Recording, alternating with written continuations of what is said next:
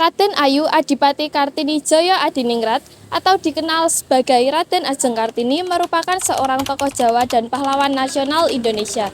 Ia merupakan seseorang yang memperjuangkan kemerdekaan dan memperjuangkan kedudukan kaumnya, terutama wanita Jawa pada masa itu. Kartini lahir di Jepara, Jawa Tengah. Ia lahir pada tanggal 21 April 1879, yang juga merupakan tanggal kelahiran Dr. Rajiman Wedyadiningrat. Ia dikenal sebagai simbol perjuangan dan pengorbanan untuk memajukan perempuan Indonesia. Kartini berasal dari keluarga bangsawan Jawa dan merupakan anak perempuan tertua dari 11 bersaudara. Ayahnya adalah Raden Mas Adipati Aryo Sosroningrat dan ibunya adalah Mas Ayu Ngasirah. Kakeknya, Pangeran Aryo Condronegoro IV, adalah seorang bupati yang memberikan pendidikan barat kepada anak-anaknya.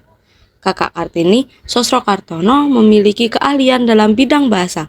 Kartini diperbolehkan bersekolah di Europis Leggeri School atau ILS hingga usia 12 tahun, tetapi kemudian dipingit dan harus tinggal di rumah.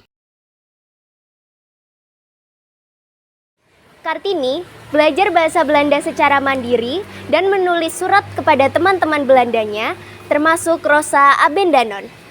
Surat-suratnya mengungkapkan tentang penderitaan perempuan Jawa yang dipingit dan terbatas dalam pendidikan. Ia terinspirasi oleh perempuan Eropa yang lebih maju dan bebas. Oleh karena itu, Kartini ingin membebaskan perempuan pribumi serta memajukan secara sosial. Kartini percaya pada kebebasan dan kesetaraan perempuan dalam kehidupan dan hukum. Kartini membaca beberapa buku yang menjadi bagian gerakan perjuangan wanita untuk kebebasan, otonomi, dan persamaan hukum. Buku-buku tersebut antara lain Max Havelaar dan Surat-surat Cinta karya Multatuli, The Steel Rock karya Louis Cabarrus, karya Van Eden, dan roman anti-perang karangan Bertha von Suttner. Semua buku tersebut ditulis dalam bahasa Belanda.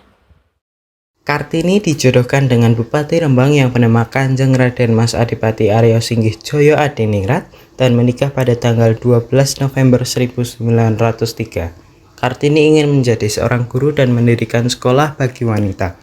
Keinginannya tersebut didukung penuh oleh suaminya sehingga Kartini diberi kebebasan untuk mendirikan sekolah di kompleks kantor Kabupaten Rembang atau Gedung Pramuka. Dari hasil pernikahannya, mereka dikaruniai seorang anak yang mereka beri nama Susali Joyo Adiningrat yang lahir pada tanggal 13 September 1904. Namun, 4 hari setelah kelahirannya, Kartini harus menghembuskan nafas terakhirnya di usia 25 tahun. Meskipun hidupnya terhitung singkat, ia menyampaikan beberapa ide terkait pembaruan masyarakat yang tertulis dalam sejarah Indonesia. Cita-cita Kartini yang tinggi tercermin dalam surat-suratnya kepada kenalan dan sahabat Belanda di luar negeri. Surat-surat tersebut diterbitkan di Belanda pada tahun 1911 dengan judul Door Disternit Tutlik, dan kemudian pada tahun 1922 buku tersebut diterjemahkan dalam bahasa Indonesia dengan judul Habis Gelap Terbitlah Terang. Buku ini memiliki arti penting dalam perjuangan kedudukan wanita Indonesia, dan pemikiran Kartini juga menginspirasi terciptanya lagu Ibu Kita Kartini oleh W.R. Supratman.